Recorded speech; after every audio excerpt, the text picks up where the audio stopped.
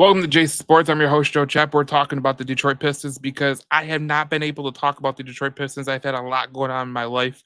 And honestly, I wanted to talk Pistons when I got back to doing the YouTube full time because I love talking sports and I love talking shop and I love the comments that I get. So if you disagree or you agree, comment below. We'll talk about it in the comments. But we're going to talk about the Pistons today because I think that they're forming a championship DNA, and it's not said lightheartedly. I'm not just saying it to say it, but when you look at the way the Pistons play, I'll tell you what, man. When I watch this team and I watch Cade Cunningham, I watch Malik Beasley, I watch Tobias Harris and the way that he plays. I watched Sion Fantakio, who went for 23 the other night. I see that the plus minus, I see Ron Holland, who's a young kid, his plus minus was like plus 39. It tells me everything I need to know about this team. And then I was shown this chart by someone who is a Pistons, content guy, and I wanted to show it because I think it's a great chart by the NBAU. So this shows you the offensive rating for every team, the defensive rating for every team, and the net rating for every team. When you look at the defensive rating, the Detroit Pistons are number one at 107.8. When you look at the offensive rating, they're 118.7, which is sixth in the NBA. Their net rating is third in the NBA, ahead of the Oklahoma City Thunder, ahead of the defending champ Boston Celtics, ahead of the Timberwolves, ahead of the Lakers, ahead of the Nuggets, who were the champion before the Celtics.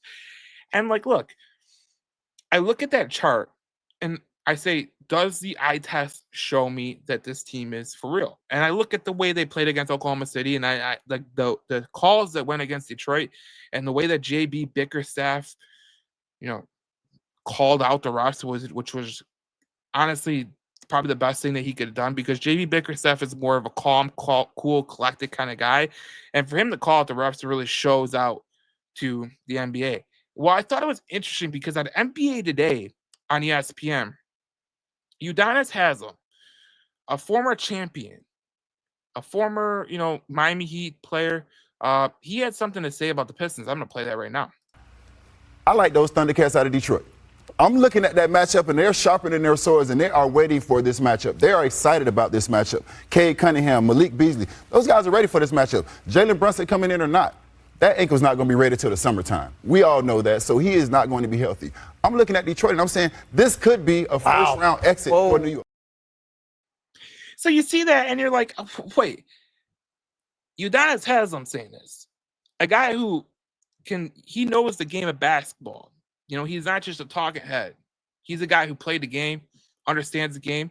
He looks at Cade Cunningham. He looks at Malik Beasley. He looks at the young guys around the Detroit Pistons and the way that they're playing and how they can easily get teams.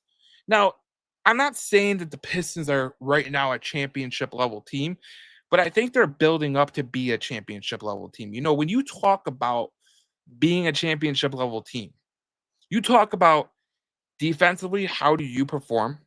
Because, in the NBA, we've seen, offensive teams win the championship.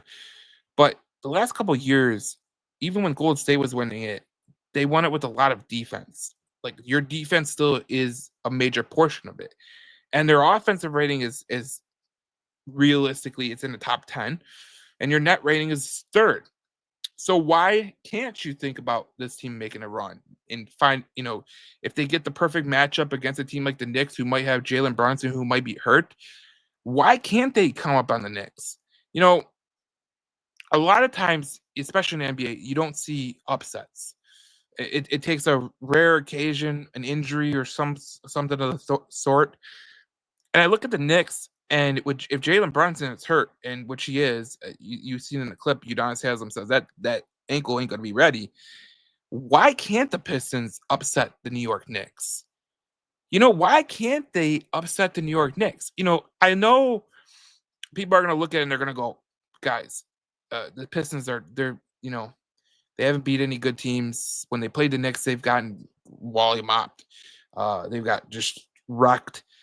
Why the hell would they beat the Knicks in a 7-game series? And it's funny to me because if you are the Pistons and you take game one, all the pressure goes on the New York Knicks. All the pressure goes on the other team. I think the Pistons are playing with house to money this year because nothing is really expected of them. Like they're not expected to go to the World Championship, NBA Finals. They're not expected to go to the Eastern Conference Finals. If they do, they're ahead of schedule. But the way JV Bickerstaff has had this team ready to go, they don't have the talent yet to compete with a team like Boston or Cleveland, in my opinion. But if you look overall, like I think the Pistons can compete with the best teams, and they showed it against Oklahoma City on Saturday, and they're playing good basketball. And Cade Cunningham is playing out of his mind. He's been playing just fantastic basketball. I can't sit here enough and say how good Cade has been, and I can only imagine what this team would be with Jaden Ivey, a healthy Jaden Ivey. But I look at Jalen Durant having this just the season that he's having. Malik Beasley being a perfect fit for this team. Credit to Trajan Langdon because he stepped into a horrible situation with which was, you know, I don't think anybody thought that the Pistons would be here right now, but he's made the right decisions in terms of getting the right free agents. I think myself included, I didn't like the Tobias Harris signing, but you know what? I'm shut the hell up because what Trajan Langdon has done and then what this Pistons team has done is they've shut up a lot of people. They've shut up a lot of doubters.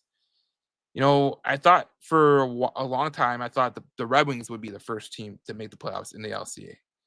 Well, the Pistons are going to be the first team to make the playoffs in the LCA, which they did before, but I think this is a more realistic shot. Last time the Pistons made the playoffs, they got ousted by the Bucks. They had no shot against the Bucks.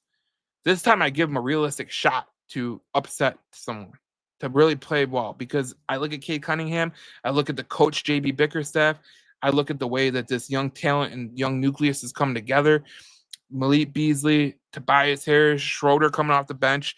I think this team can really have a great time. So we'll see what happens with the Pistons moving forward. But I'm really excited about where the Pistons are going. Obviously, Udonis Haslam is too. I'm interested to hear what you guys have to say. Do you think the championship DNA is forming with the Pistons, or what? What do you think? We'll talk about it in the comments below. I'll have more Pistons content coming soon. So subscribe to here, like the video. I appreciate it, and I'll give you more content. If you're a Lions, or Pistons, Red Wings fan, Tigers fan, Michigan State, you're gonna get all the content here. So I'm gonna be more consistent with posting on a daily basis, so you will get more Detroit sports content on this page. So please subscribe and like. I appreciate it. Thank you for watching. We'll see you in the next video to talk more Detroit Pistons. Obviously, there's a playoff run coming, and I'm really excited about that. So we'll see you in the next video to talk more Detroit Pistons here on JC Sports.